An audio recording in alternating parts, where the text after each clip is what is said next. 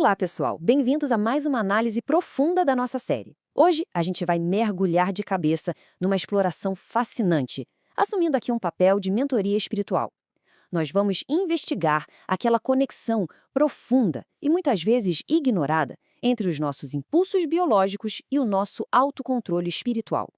Vamos falar sobre a mesa, sobre o prato e, no fim das contas, sobre o coração. Olha, o nosso mundo simplesmente normalizou a ideia de comer para lidar com as emoções. Na verdade, mas a gente precisa se perguntar, por que a comida substitui a paz? Quando o estresse bate forte, o cansaço domina ou a ansiedade ataca, o que a sociedade manda a gente fazer? Buscar conforto na comida. Ela acabou virando um falso refúgio, sabe? Um atalho rápido para aquela verdadeira paz divina que todos nós lá no fundo estamos buscando. E é aí que entra um alerta milenar, mas de uma precisão cirúrgica para os nossos dias. As escrituras antigas, como o apóstolo Paulo escreveu aos Filipenses, descrevem brilhantemente as nossas lutas modernas, falando daqueles cujo Deus é o ventre.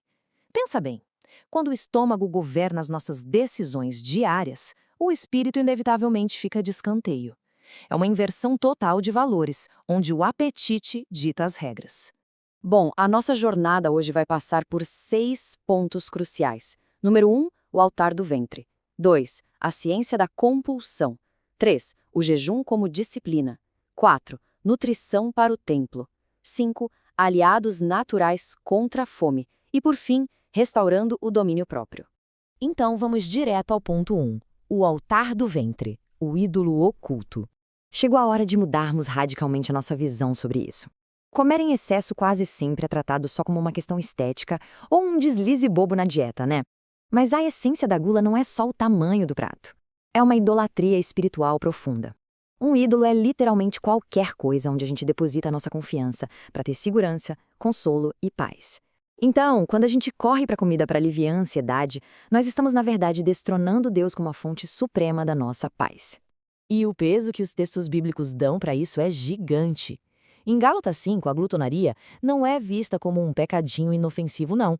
Ela é colocada lado a lado com feitiçarias, imoralidade e idolatria. Na visão do aconselhamento bíblico, um apetite cronicamente indisciplinado simplesmente não combina com uma vida guiada pelo Espírito. Vamos para o nosso segundo ponto. A ciência da compulsão, o sequestro biológico. Como nós somos seres de corpo e espírito, a gente precisa entender por que a carne parece tão assustadoramente fraca nesse nosso ambiente alimentar moderno. A ciência mapeou o cérebro humano e descobriu um paralelo no mínimo chocante. O açúcar e os alimentos ultraprocessados sequestram os centros de recompensa do nosso cérebro praticamente do mesmo jeito que drogas pesadas como a heroína e a cocaína. Sem brincadeira. Esse impacto neurológico imediato meio que entorpece a nossa percepção espiritual e cria um ciclo de dependência fortíssimo. Mas olha, a gente tem que tomar cuidado para não cair no vitimismo. É claro que a biologia tem muita força, mas o coração humano ainda é a causa raiz das nossas escolhas. A fadiga, o estresse metabólico, um corpo exausto, tudo isso é sim uma tentação gigantesca. Só que a responsabilidade final pelo domínio próprio mora sempre no nosso coração. A culpa não é 100% do chocolate ou da biologia. O que nos leva ao ponto 3, o jejum como disciplina, o contra-ataque espiritual. A gente precisa de um contra-ataque, tanto físico quanto espiritual. E o jejum não deve ser encarado como a dieta da moda ou um truquezinho para emagrecer rápido. Ele é um campo de treinamento essencial para domar esse pânico biológico. É uma arma de 2 gumes, no bom sentido. Quando a gente nega intencionalmente os desejos da carne, nós treinamos a mente e o espírito a dizer não aos impulsos, o que fortalece demais a nossa determinação espiritual. E de quebra, dá um descanso biológico vital para o organismo, um detox que restaura a nossa dependência exclusiva em Deus. Mas para isso não fica só na teoria. Os especialistas dão uma rotina diária super prática. Quando bater aquele desejo incontrolável de buscar refúgio na comida, tenta o seguinte. Passo 1. Identifique a emoção que disparou isso. Passo 2. Beba água e dê uma pausa física. Passo 3. E o mais importante, busque a Deus em oração antes de comer. É substituir o momento de compulsão por um momento de dependência espiritual profunda. Seguindo em frente. 4. Nutrição para o templo. Fortificando o corpo físico. Para manter esse nosso templo saudável e pronto para o serviço, a gente precisa de reforços físicos. As proteínas são a fundação. Elas devem entrar primeiro no prato para manter a saciedade. As fibras, que a gente acha nos vegetais, atrasam o esvaziamento do estômago. E a hidratação.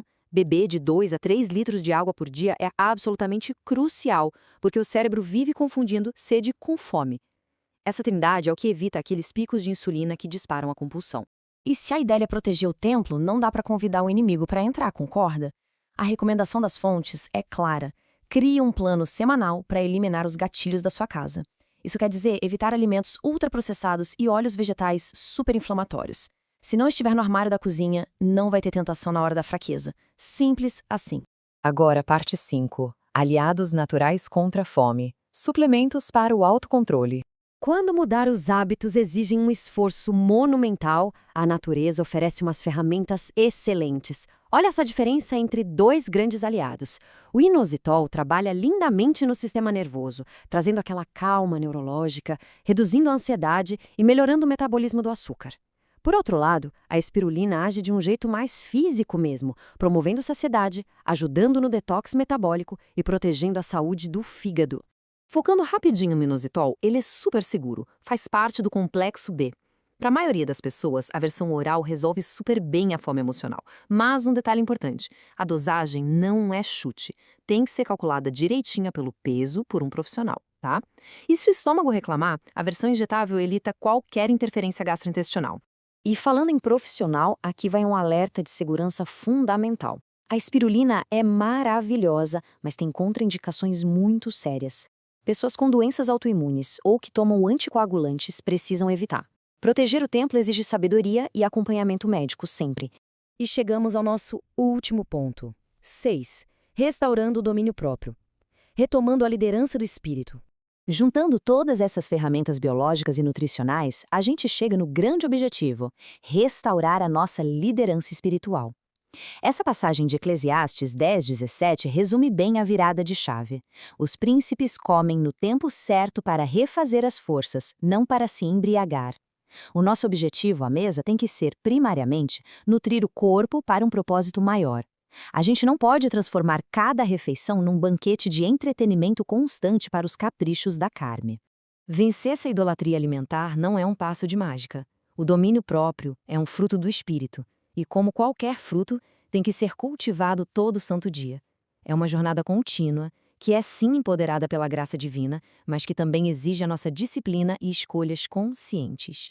Para fechar nossa análise, eu deixo uma provocação para a gente refletir nas próximas refeições. Esse corpo reflete um templo do espírito ou um altar para a carne? Pensa nisso. A forma como a gente nutre a nossa biologia vai moldar não só a nossa saúde, mas a nossa liberdade profunda.